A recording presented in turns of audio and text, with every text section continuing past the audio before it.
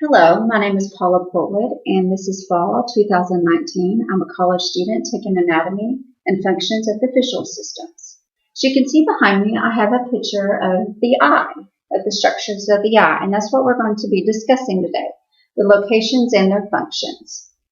To start with, don't let the sclera scare you. It's the white portion of the eye that provides it's like a tough protective layer and also provides structure to the eye, and it goes all around the outside portion of the eye.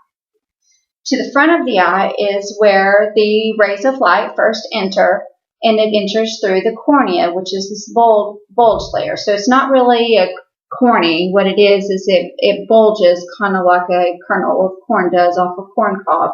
Well, the cornea bulges off of your eye a little bit right here.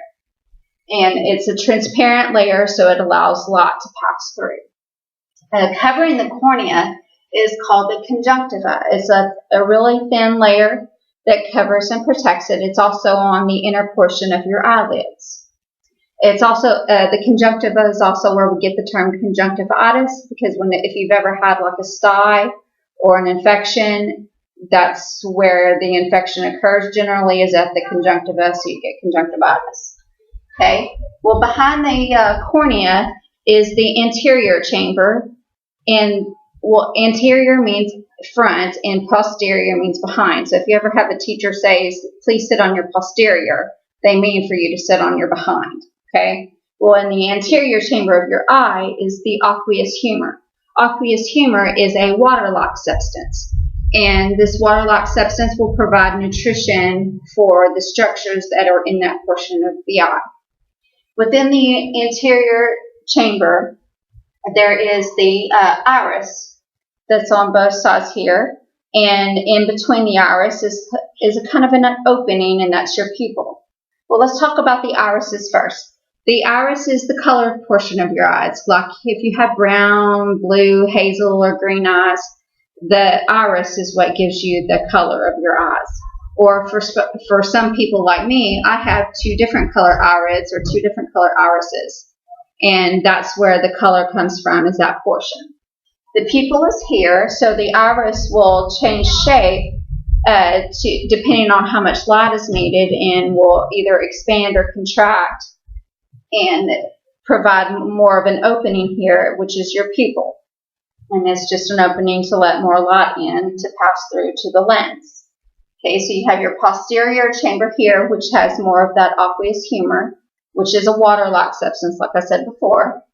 And to the sides of your irises, to control like the shape of your iris, are the ciliary bodies. The ciliary bodies are basically, they're just muscles. So they're the muscles that help your iris change its shape. But they also help what's behind the iris, and that's your lens.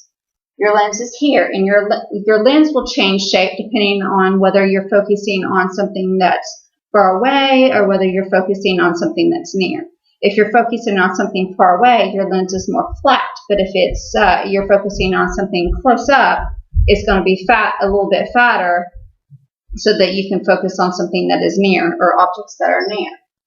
And to help the lens change shape, is connected to these muscles by what we call suspensory ligaments. So the ligaments connect the muscle to the lens here, and will help the lens to change its shape depending on what's needed. Behind your lens, which is your secondary refraction point, where your cornea was your first major refraction point, or major focal strength point, your lens is the secondary spot for focal strength to focus the rays of light into your eye. Well, the rays of light, once they pass the lens, pass into this big, large chamber here.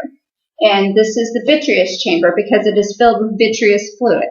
Vitreous fluid is a jelly-like substance that also helps provide nutrients and support for the eye. Within the inside of this vitreous chamber is the retina, that lines the inside edge of the vitreous chamber. The retina is where all your photoreceptors are going to be, like the rods and the cones. And all the rays of light are trying to reach the rods and the cones so that they can send signals to your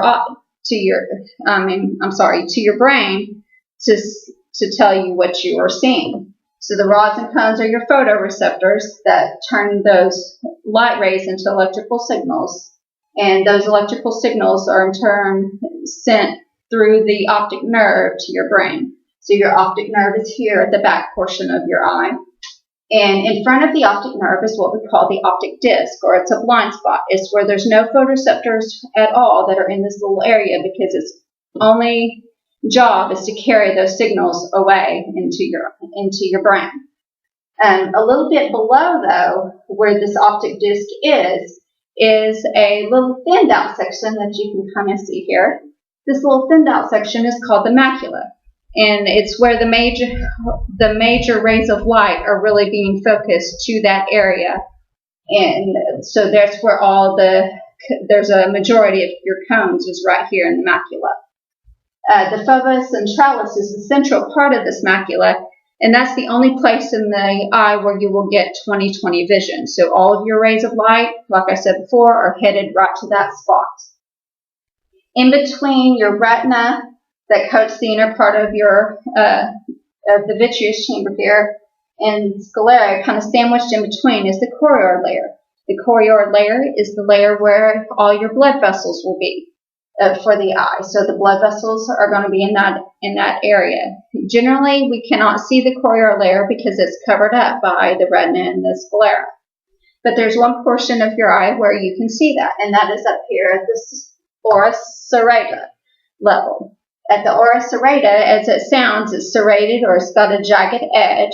So where the jagged edge occurs, it kind of reveals in little spots the choroid layer behind it. So that's the only spot where we can see the choroid layer is at that ora serrata. The one other structure that I want to discuss with you is the canals of Schlemm. And that's these little structures that are on each side of your cornea that are still within the sclera here. But there's a little openings on each side of your cornea, and that will carry away that aqueous humor, or that water-like substance. If too much is built up in the front, the canals of Schlemm will carry it away. I believe that is all. Thank you so much for joining us today, and I hope you learned something.